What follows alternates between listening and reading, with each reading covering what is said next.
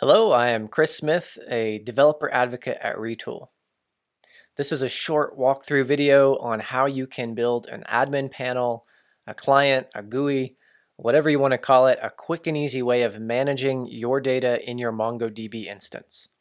So we'll cover creating, reading, updating, and deleting different items within MongoDB and show you how you can sort them, how you can build tables and different UI components all in the next 25 to 30 minutes.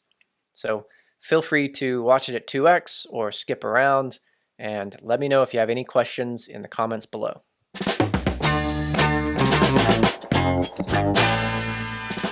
So let's dive right in, and we will go into Retool and create a new app. And let's give this app a name. We'll call it My MongoDB Admin Panel. I'm just going to set this to my how-tos folder. And from there we get to the new Retool app screen. So this takes us to the canvas where we can drag and drop different UI components. We can set up our queries. We can browse all the individual context and metadata around these components and queries. So to start, let's just leave this table here and let's see. Let's go ahead and start with a text field. And we'll just give this a name, and we can use Markdown here. So we'll say My MongoDB Orders Admin Panel, and let's make it a little bit bigger here. And we have some sample data that's already stubbed out in this Postgres database. That's just a sandbox that comes in your account. So I'll leave that for a moment. And let's see, what do we want to do next? Let's go ahead and set up the resource. So to do this, what I'm going to do is go and hit Command K to open the Omni box, and then go to the resources screen. And from here, if you haven't set up your MongoDB database yet, you can go to Create New and choose MongoDB. And I find it easiest to use the connection string here. And I've already done this for my database, but just to show you where this is at. And if you have any trouble, you can open up the MongoDB docs and look through the various connection settings. So once you have your database set up, which I have mine already configured, and I can test this connection and see that it's successful. And this is connecting to my MongoDB Atlas instance.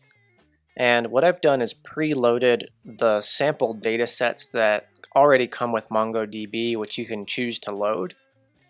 And we're going to be working with the sales data set today. And so this is a set of, I think it's around 5,000 sales orders. And this looks like a set of items in an order with some prices and quantities, as well as customer information, whether a coupon was used, and where the location where the order happened.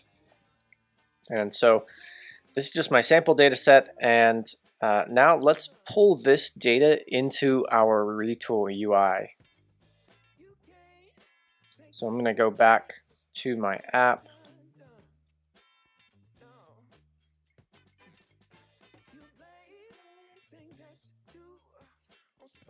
And the first thing I want to do is change this query to reference my MongoDB resource.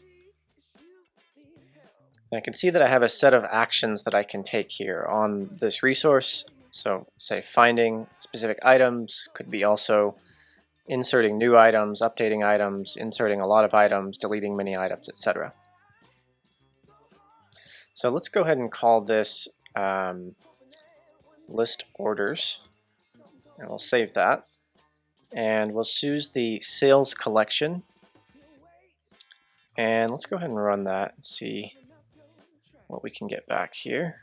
So we can see in my table, which is referencing this list orders query, which it doesn't have to be immediately, we could blank that out and see that you can select the table, go in here, start typing list orders, and it'll auto-populate, and we'll choose list orders.data.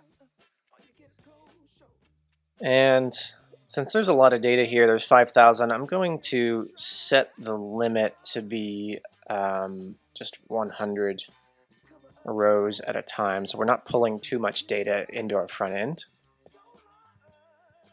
And so now we have 100 results. And let's change this to compact mode to make it a little bit easier to see lots of data. Okay, so let's see, now we got our data table set up. Let's go ahead and hide the ID column. And we can see that the customer column comes in with a JSON object with a set of values. So let's just make this to where it'll just show the email. So what I'll do is select the table and choose the customer column, and I'm just going to type in some JavaScript in the squiggly braces here and reference this cell and then just the email address. And so we can see that updates so that now this is just showing the customer email. And I can see that each of these rows comes in with an array of JSON objects for each of the items in the order. Instead of showing all of these right here, let's just make this show the total amount of items in the order. So I'm going to select the items column and I'll do self again, but this time I think I'll do length. And now we can see we just have an integer number and the total number of items. So this is starting to clean up the table a little bit so that we can just view the data that's in there and start to build out our admin panel. Okay, so now that we've done this, let's just arrange these by sale date, and let's make it a little bit easier to see this customer information. So what I'm going to do is grab the JSON Explorer here. So this is a component that lets you see a JSON blob pretty easily. And actually, let's go ahead and drop in a container. I'll just drop this in here.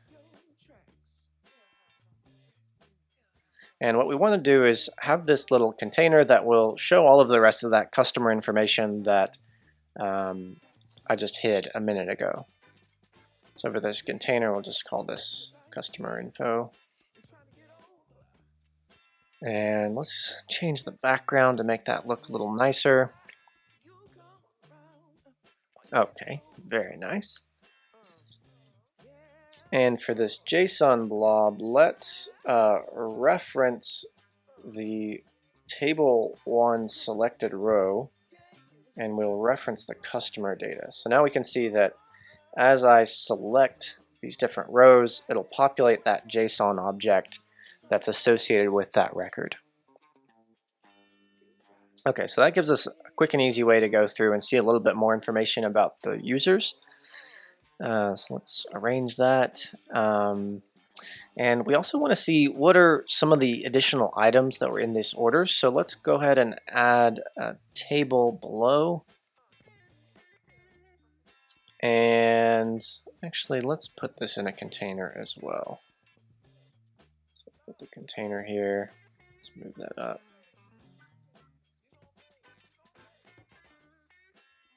And we'll call this the order items.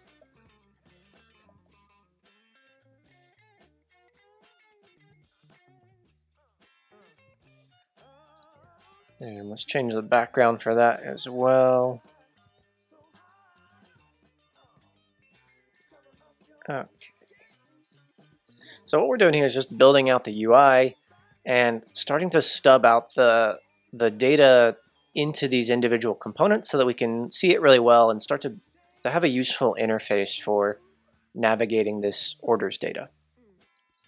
Okay, so let's make this a little bit bigger here and just grab my table and put it in this container now. And for this table, we want to reference the selected row and all of the items that were showing a moment ago. So what I'll do is grab the table and reference the table 1 selected row dot items. And we can see this populates this table with that array. And so let's, you can see this is still coming in a little bit wonky in terms of formatting because of the way that the data is structured in MongoDB. So let's format a little bit to be easier to read. So for price, let's reference this as self.number decimal. Okay, and let's change the type to US dollars. Okay, so now we have price formatted. And we have a set of tags tied to each of these values. So let's just hide that column, and instead we will show the tags in a multi-select component. So let's grab that.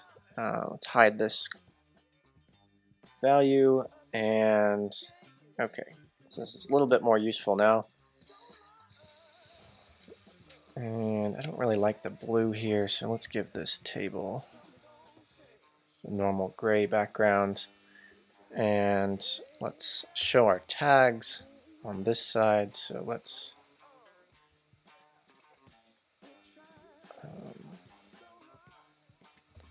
order item tags.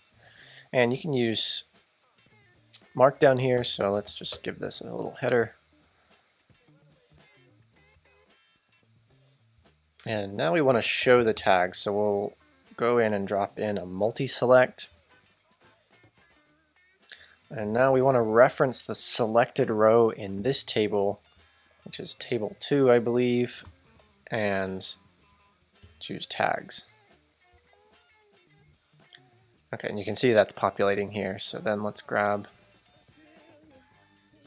that value and drop in these values here. Okay, and change the name. So now we see we have these order item tags. Let's just put that over here.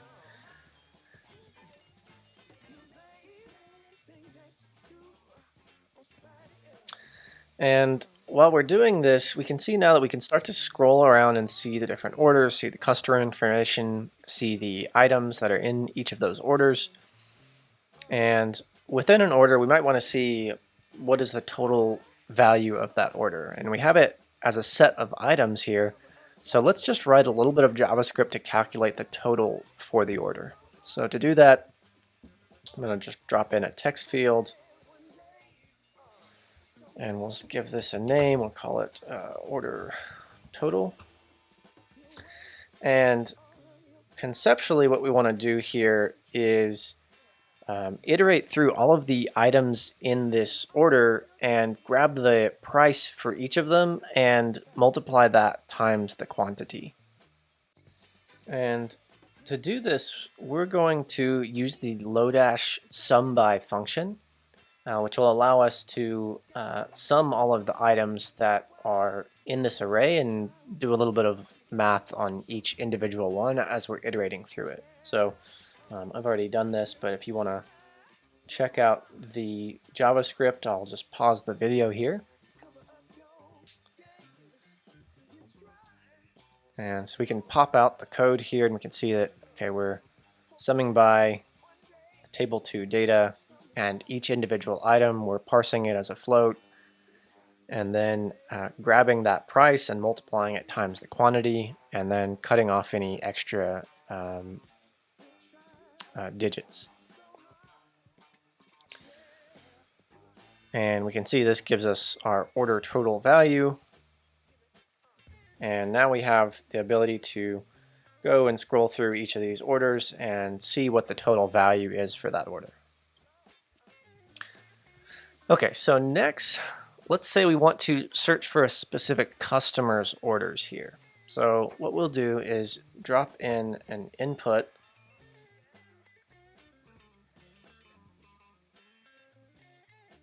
And let's just give this a name.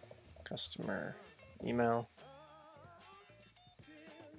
And what we want to be able to do is type in one of these emails and have it filter the data that comes back from MongoDB. So let's just type in this OSI at winawoo.foo. Okay, so what we want to do is go out and query MongoDB just for records that have this customer associated with them. And so to do this, what we want to do is modify our list orders query and have some sort of specific sorting order and query structure here. So what that will look like is specifying a reference to customer.email, so the email key within that customer object, and we're going to reference this text input 1 value and say, hey, if it's not empty, then use the value, so use the email, and if it is empty, just search for any records that have an existing customer email. And so this is some specific MongoDB syntax you can find in their docs or our docs on the MongoDB docs page. And let's see here, let's just save this and run it. And we can see now that it's filtering by the email typed in here. So we take that out, we see that it will go back to showing all of the orders. Okay, great. So now we have some ability to filter this table, ability to scroll through it, see all of the individual orders. And next, let's see, what do we want to do next? Let's add the ability to delete an item from this orders table. So to do this within the table, you can go in and add actions. I'm going to add a new action here on the right hand side, and you can see a new column showed up with those actions. And let's give this a name, we'll call it delete. And we need to tell this to run a query when the button is pressed, and that query will be a delete item query, but we need to create it first. So let's go and create it. And what I'm going to do is just duplicate this current query. You can also hit Command D, and we'll give it a name. We'll say delete order. And for this, we're going to change the action type to delete 1. And now what we want to do is reference the order ID from that list in the table. So the way we're going to do this is reference the table 1 data and the specific index of the button. So whenever a button is pressed, it'll pass an I variable, which will be the index in that table, so that you can reference all the data for that specific row. And when we do that, we're going to reference the ID for that row. And that's in the table. We can see this if we go back to it. We hid that earlier, but we can see that there's a specific ID for this record. And so now we have delete 1 in the sales collection of this specific ID. And you'll need to be sure and have this referencing the object ID like this, which is a MongoDB specific key. And then once this is deleted, we want to update this, basically query MongoDB again so that we can update this table with the most recent data. So to do this, we'll set an on success trigger to list orders again. And let's show a message saying deleted order. And then lastly, we want to show some sort of confirmation, because deleting is a potentially very dangerous thing to give your user the ability to do. So we'll just set a message here and say, are you sure you want to delete? Okay, so now we have our delete order query. So let's go back to this table 1 and connect this delete to our delete order query. And now we should be able to delete individual items. So let's order this by sale date. And we'll just delete the first one as a test. Are you sure you want to delete? Yes. You can see it updating the list. And we're still ordered by sale date, and it's no longer there. So we have successfully deleted our order. Okay, so that gives us our reading and deleting functionality for the admin panel. Let's next add our updating functionality. So to do this, let's set it to where for this table, we're going to give the user the ability to update whether a coupon was used in the order or not. So to do this, we'll select the table again, and what we're going to do is make this column editable. And whenever you make an edit into the table directly, this will save to a record updates property in the table, and then we can reference that in our update query. So let's just select the table and go over here and choose coupon used, and we'll make editable. And now we can see there's a little pencil icon here showing that I can go in and change this, but when I click on it, it says false. And so what we need to do then is change this data type for this column to Boolean. And now when I go to edit it, it just gives me a simple checkbox, which is a better user experience. So let's go ahead and change one of these, and we can see that it turns green, and that tells me that there is a pending update, and it starts to show my cancel and save changes button here. So this button is what we want to link to our new query, which we need to create. So let's go ahead and create that, and I'm just going to duplicate this one again, and we'll call this one update order. And we're not going to show the confirmation modal. And this one will say updated order when it's completed. And we'll leave this to update the table again when it's done. And this time we want to change the action type to update one. And we need to reference the individual object ID from this record updates table. So this will look like this. And you can see now that we're referencing table1.record updates, and we're referencing the first record up to update. You can build this into a sort of a batch processed update using update mini. And then you could go through this entire array and handle lots of updates that are being made at one time. For simplicity's sake, I'm just going to cover doing the first change in this table. So we'll reference the ID, and now this will go out to update one record and find the specific object ID for that record, and then we need to tell it which fields to update. So to do this, I'm just going to grab this snippet, and you need to use the $set key and then reference the key value pair. So I'm referencing the coupon used key and then referencing that from within this record updates property. And so now what we also want to do is set the table1 listener to listen to this save changes button. So you select the table and scroll down to the events and create a new event handler. And the event we want to do is for saving changes. I want that to trigger a query, and it'll automatically select the last one we created, which is the update order query. Okay, so let's test this out. We can click Save Changes. Update. Oh, this is why. So we haven't saved the query yet, so we'll save this, and that'll push all of those changes we made. Okay, so let's try this again. Save changes.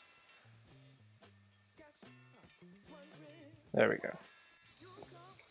Okay, so our update functionality is working, and next what we want to do is add some ability to create a new order. So to do this, let's go ahead and add a modal.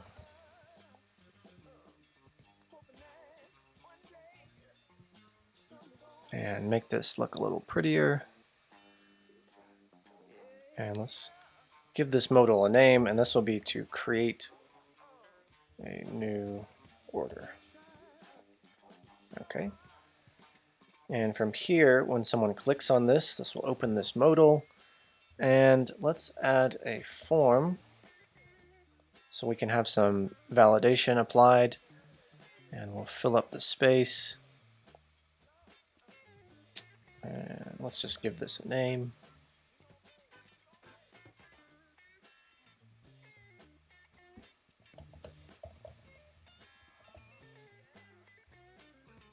Okay. And let's see, within this form we want to add a couple of things. And we're not going to do all of the items just for the sake of time, but let's add a text input. And we'll do this for the store location. And let's do a drop down.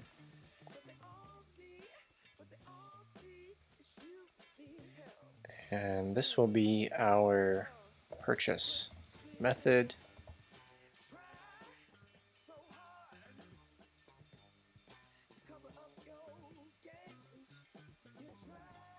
And for these values, let's specify some of the static values that we know, which is, let's see, online,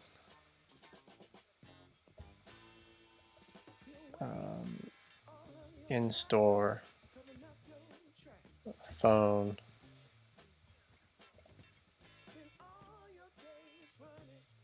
let's say email.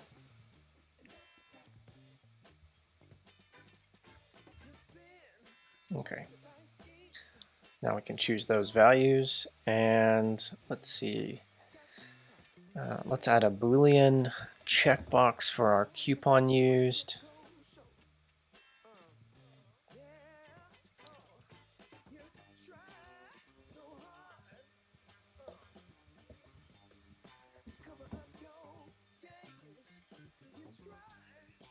And let's add a date picker for the sale date.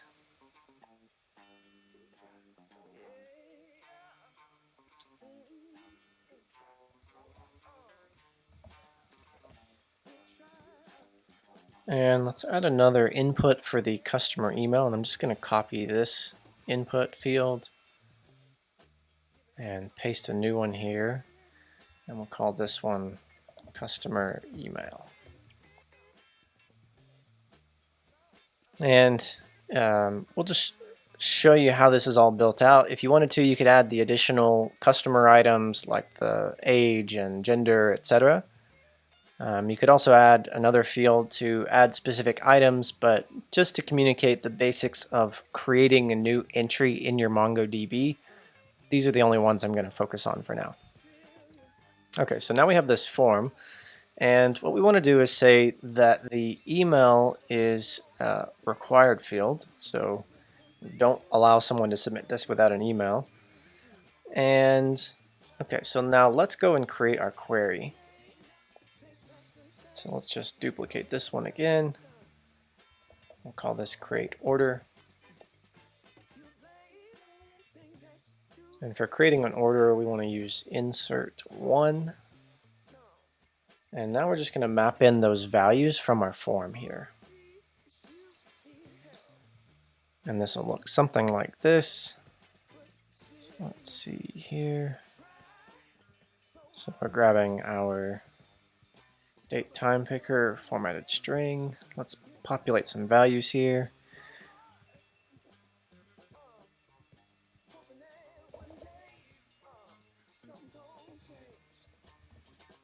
Okay. And this is text input 3. Okay, so we can see the payload that's going to be passed through with these values all passed in. And notice how the email is within this customer object. Okay, so let's go and set the response to created new order. And save this. And now we need to link this form submit to trigger the query for creating an order. Okay, and let's add in our debouncing on this one. Okay, so now we should be able to create a new order. And we can see a new order was created.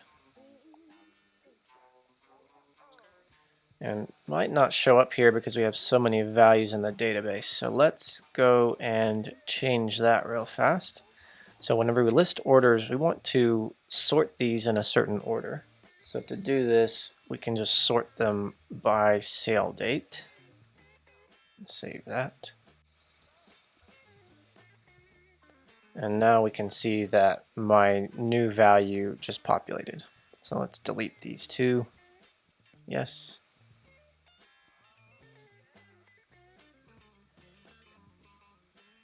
And let's delete that one. Okay. So we should be just about done with this admin panel. So now we can go and view all the orders. We can see the items. We can see the individual customer information, the item tags, the total. We can delete an order. We can modify an order. And let's just create one last new order. We'll call this one, we'll say it's in Denver. We'll choose tomorrow, online, no coupon, and click submit. Okay, so now we see the new order was created, and actually click that 2 seconds apart, so now we have 2 orders. So let's delete one of those. And there you have it. So that's how to build an admin panel for your Mongo database instance. I hope this was valuable for you. Let me know if you have any questions. You can drop them in the comments or shoot me an email at chris.smith@retool.com or find me on the community forum, which is at community.retool.com. So thanks so much for watching, and see you around the internet. Shame, think something new.